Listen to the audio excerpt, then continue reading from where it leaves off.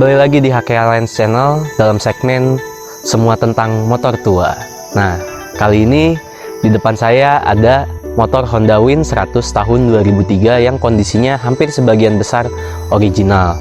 Berbicara soal Honda Win, pada awalnya motor ini didatangkan secara CBU pada tahun 1984 dengan nama Honda Win. Ada dua varian yang beredar pada saat itu, yakni varian semi-trail dan varian khusus jalan raya. Perbedaan keduanya cukup mencolok di bagian spakbor depan, di mana yang varian semi-trail ini memiliki jarak yang cukup jauh antara spakbor dengan ban. Sementara untuk varian khusus jalan raya, jarak antara spakbor dengan bannya cukup rapat.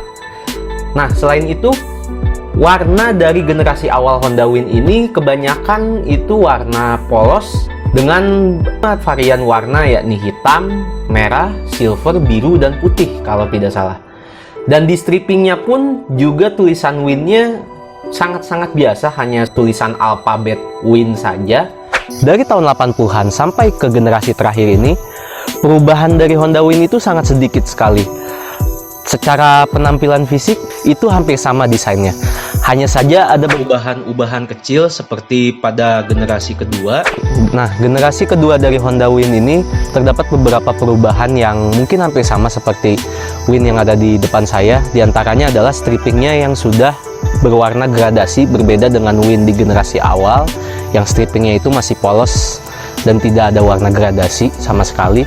Lalu di blok mesinnya ini warnanya sudah berwarna silver, tidak seperti generasi sebelumnya yang masih blok mesinnya warna hitam. Di bagian lampu untuk tahun 80-an itu masih besi, untuk spakbornya juga masih besi untuk tahun 80-an, dan tutup rantainya itu juga besi. Nah, sementara untuk tahun 2000-an bisa kita lihat di sini udah plastik, tutup rantainya juga udah plastik, dan spakbornya pun sudah plastik. Jadi hanya sedemikian kecil saja perubahannya. Sisanya semuanya dari mulai mesin, rangka hampir sama semua. Sampai ke generasi terakhir kurang lebih desain Honda Win itu seperti ini. Hanya saja untuk yang memasuki era 2000-an itu ada perbedaan tersendiri untuk warna strippingnya. Walaupun motor ini dari tahun 80-an hingga tahun 2000-an itu tidak mengalami perubahan secara signifikan, baik itu desain dan mesin, tapi motor ini masih menjadi primadona tersendiri di kelasnya.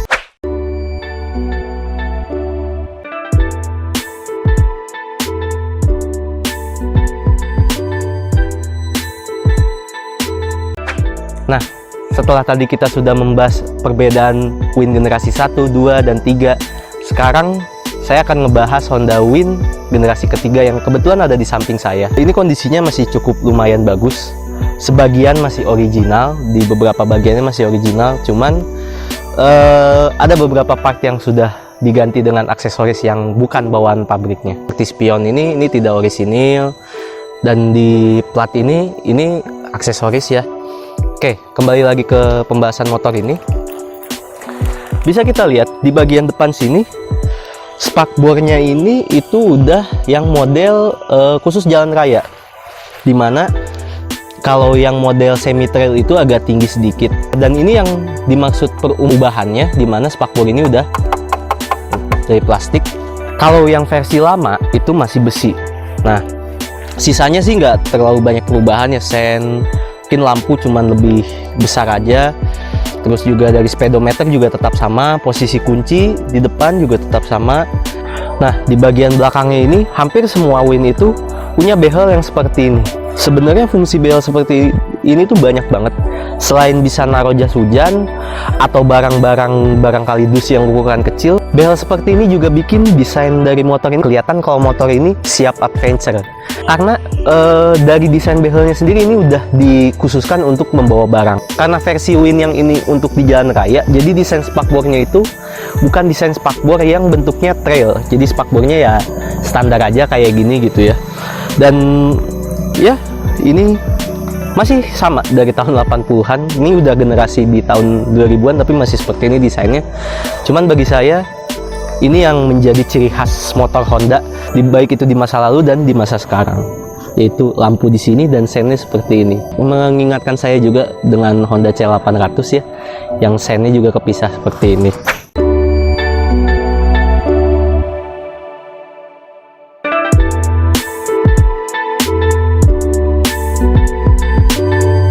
Nah, karena kita ada di bagian samping dari motor ini, bisa kita lihat untuk Honda Win ini seperti yang sudah saya bilang sebelumnya tidak banyak perubahan, termasuk untuk Win generasi ketiga atau generasi terakhir seperti yang ada di depan saya. Bagian rangkanya masih kelihatan, terus juga mesinnya biasanya kalau motor-motor trail itu kan di sini suka ditutup cover body, ini tidak.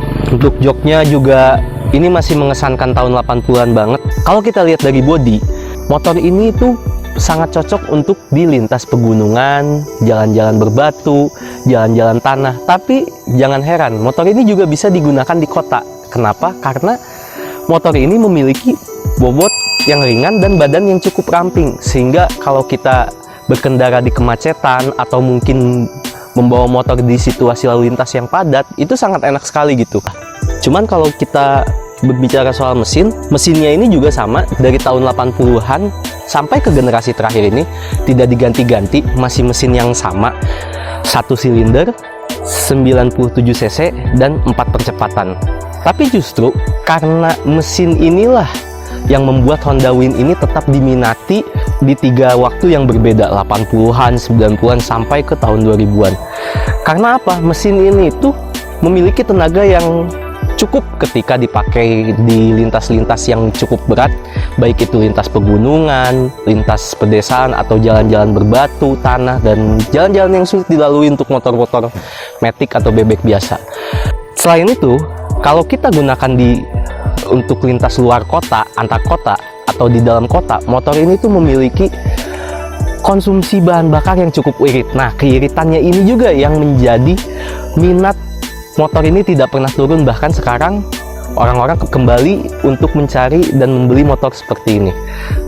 Memang berapa sih konsumsi bahan bakarnya? Konsumsi bahan bakarnya seperti yang diceritakan owner motor ini, ketika dia melakukan perjalanan dari Bandung Tasik selama 4 kali berturut-turut, bensinnya masih sisa cukup banyak, sampai akhirnya ownernya ini menggunakan motor ini lagi ke Ciamis dan baru di situ isi bensin. Gila, kebayangkan iritnya gimana? Sudah 4 kali bolak-balik Tasik Bandung, bensinnya masih cukup. Berarti bisa dihitung berapa kilo untuk yang ditempuh motor ini jika bensinnya dalam keadaan full tank. Sungguh irit sekali. Tapi dengan catatan, mesin seperti ini bisa irit jika keadaannya sehat. Kalau keadaannya sakit, gak tahu, mungkin tidak seirit itu ya. Motor ini juga belum dilengkapi dengan electric starter, jadi di sini sudah ada engkolnya, sehingga untuk dinyalakannya itu wajib diengkol ya. Bahkan sampai di generasi terakhir ini juga masih engkol.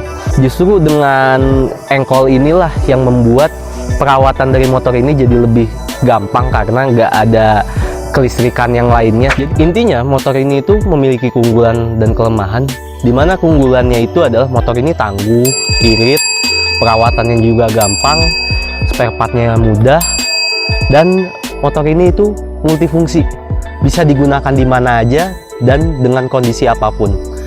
Nah, untuk kelemahannya sendiri, motor ini tentu kalau kita bicara dari usia sudah tua, jadi banyak beberapa spare part yang harus diganti ketika kita membeli motor ini. Dan selain itu, karena tadi motor ini multifungsi ya, kita harus benar-benar memilih-milih ketika membeli motor ini, karena siapa tahu ketika kita membeli dan tidak memilih atau ngecek terlebih dahulu, bisa jadi kondisinya itu motor yang bekas dipakai kerja keras dan bahkan kurang terawat. Karena kalau motor ini kurang terawat, bisa jadi tidak irit, bisa jadi juga bodinya sudah tidak kuat lagi karena sering dibawa berat. Jadi intinya kalau ingin membeli motor ini, carilah dalam kondisi sehat dan original, sehingga kekuatan dan kenyamanan dari motor ini bisa kita nikmati. Semoga informasi ini bermanfaat. Terima kasih dan sampai jumpa.